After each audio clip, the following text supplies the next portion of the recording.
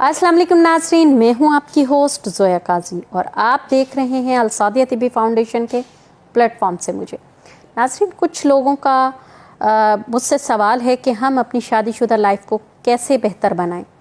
कुछ लोग कहते हैं कि जी अगर मर्द पहले डिस्चार्ज हो जाता है और औरत नहीं होती तो उसका क्या तरीक़ेकार है कि दोनों तरफ से सेटिस्फेक्शन एक जैसी होनी चाहिए। तो आज का टॉपिक हम बाद में डिस्कस करेंगे। पहले मेरे आप चैनल को लाइक करें, सब्सक्राइब करें, शेयर करें, बेल आइकॉन का बटन दबाएं ताकि आपको ऐसी इन्फॉर्मेटिव वीडियोस मिलती रहें।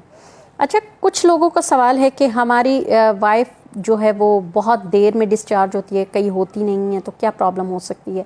अच्छा, कुछ ख़वातीन को सेक्सुअल एक्टिविटी के दौरान डिस्चार्ज वो नहीं होती, उनके लिए फोर प्ले काम आता है। मतलब आप उसके साथ रोमांस करें, आप उसको उसके जिस्म के सेंसिटिव पार्ट्स को टच करें, देन वो डिस्चार्ज होती हैं। उसमें उनको 1 या 2 मिनट लगते हैं।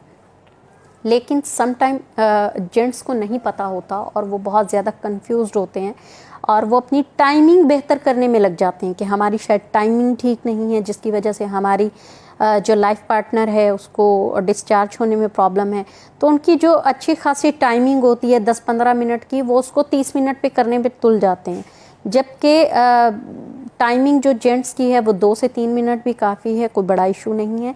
लेकिन वो इस टेंशन में अपनी टाइमिंग की तरफ तवज्जो देना शुरू हो जाते हैं कि पता नहीं उनकी वाइफ को शायद इशू आ रहा है हमारी टाइमिंग की वजह से, इस वजह से वो डिस्चार्ज नहीं हो रही। तो ऐसी सूरत हाल में हमेशा उन्हें ये कोशिश करनी चाहिए, जब वो डिस्चार्ज हो जाएं और उनकी वाइफ डिस्चार्ज ना हो तो देन वो उसके साथ रोमांस करें, उनके बॉडी पार्ट्स को, सेंसिटिव पार्ट्स को टच करें। देन देखिए आपके 2 से 3 मिनट के दरमियान में ही उनकी कंडीशन बेहतर होना शुरू हो जाएगी, उनको सेटिस्फेक्शन मिलना शुरू हो जाएगी और उनका जो सेक्सुअल एक्टिविटी के दौरान चिड़चिड़ापन है वो ख़त्म होना शुरू हो जाएगा। आपको पता चल जाएगा कि 2 से 3 मिनट में वो डिस्चार्ज हो गई हैं और वो काफ़ी हद तक सेटिस्फाइड हो गई हैं।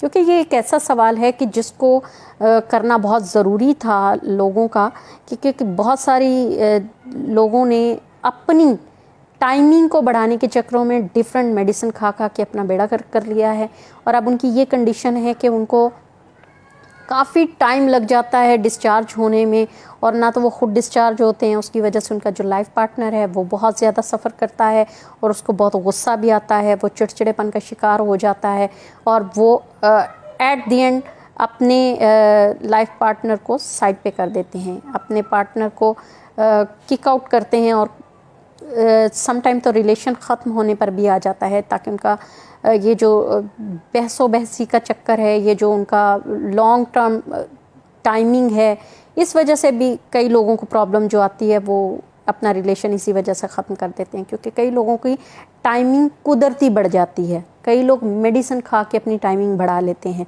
तो इस चक्कर में भी ख़वातीन जो हैं वो सेपरेशन कर लेती हैं क्योंकि इतनी ज़्यादा टाइमिंग वो अफोर्ड नहीं कर पाती हैं, जबकि वो खुद डिस्चार्ज नहीं हो पा रही होती क्योंकि उनका जो मोटिव होता है, जो उनकी सेटिस्फेक्शन है वो पूरी नहीं हो रही होती। तो उसके लिए फोर प्ले होता है, उनके लिए रोमांस होता है।